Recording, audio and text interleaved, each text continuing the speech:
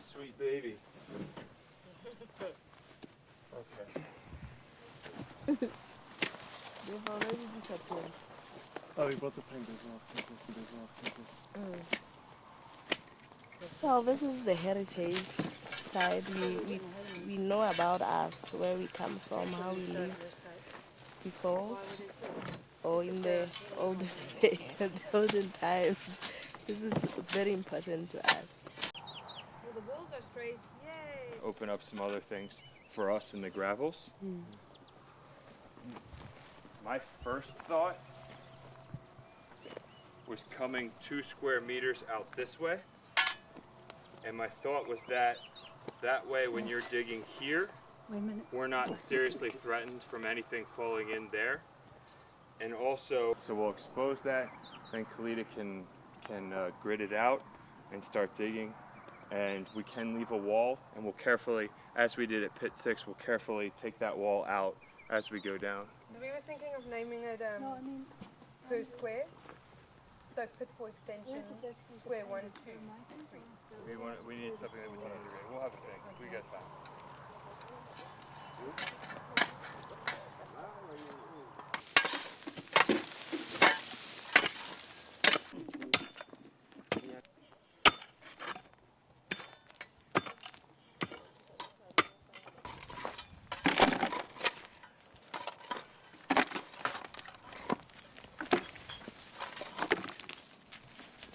It's a place that's covered with sands which contain artifacts, and then beneath that are gravels which contain very much older artifacts.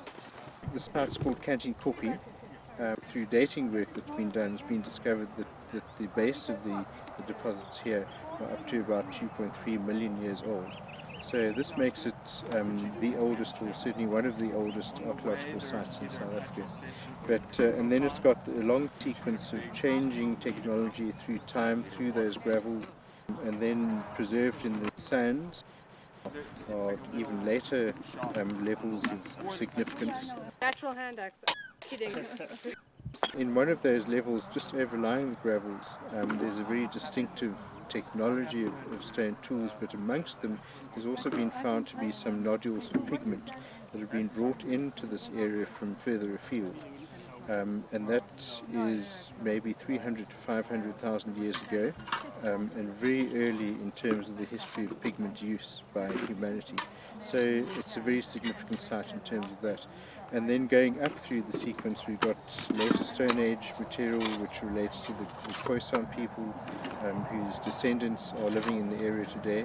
And then most recently we found some pottery just under the surface, which may well relate to the Tshwana people who live in this area today. So we have an extraordinary sequence from 2.3 million years ago right up to the very recent past. It's unusual to have that in one place like this. The last few months it's been impacted by mining, and so it's raised all sorts of issues around heritage, and what is significant and what needs to be kept and so on, and how we do that, and what its relevance is to people today. The site is clearly one that should be a household name to South Africans, and certainly people in Kimberley and the Northern Cape.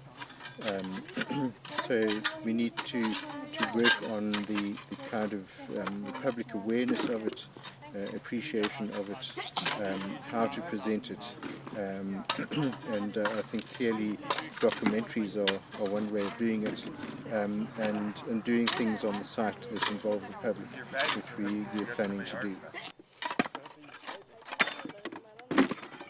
So in this particular excavation, the deep levels contain what are referred to as Alderman artifacts, which are the earliest form of human technology known on Earth. And then the one student who's starting a project here is going to be working on the artifacts that are coming out right at the top of the gravels at the base of the sands. She's hoping to understand more about that technology and the integrity of the finds in the site. In other words, what belongs to what in terms of the assemblage, and using some fairly sophisticated technology in trying to understand this in terms of the excavation and the measuring of how the artifacts lie in the deposit. So there's a lot of science that goes into this. There are various dating techniques that have been used here. Radiocarbon is something that's only worked for the last 50,000 years, whereas the sequence is very much deeper. So there are different techniques that have been used here for dating grains of sand and dating nodules of rock. So we obviously want to understand to what extent things that are found together were actually originally together, because there's always a possibility of movement within the sediments, especially in the fine sediment at the top of the site. Also important to realize is that the methods that are used, especially things like dating techniques, are evolving all the time and they're getting better and better, which is one of the reasons why we need to preserve this site, because future research will be able to find out much more. David Morris has been working out here in the Northern Cape for longer than any of us have been alive, maybe. And his contributions, both research-wise and as far as preserving the heritage out here, have been absolutely invaluable to South Africa. Anytime pressures have come to destroy a site for mining or whatever purposes, David has been the one to rush to the site, rush and see and evaluate the site and see what its potential is. And he's responsible for wildebeest kale, and he's saw that come to light, and he's responsible for really saving this site 2 months ago when we had illegal mining show up and start digging. He's done that all around the Northern Cape for years and years and years. You know, I've been working here for 10 years now. I fell in love with the Stone Age archaeology of South Africa, and decided after my undergraduate at home in the States, I came to WITS for a master's and eventually did a master's and a PhD at WITS, and have been working here in the Northern Cape the whole time for about 10 years, and plan on continuing my work here for many years to come. There's just so much to be done here that is invaluable to the field of evolution and to world history and South African history. I would like to encourage as many people to get involved with the archaeology out here as possible.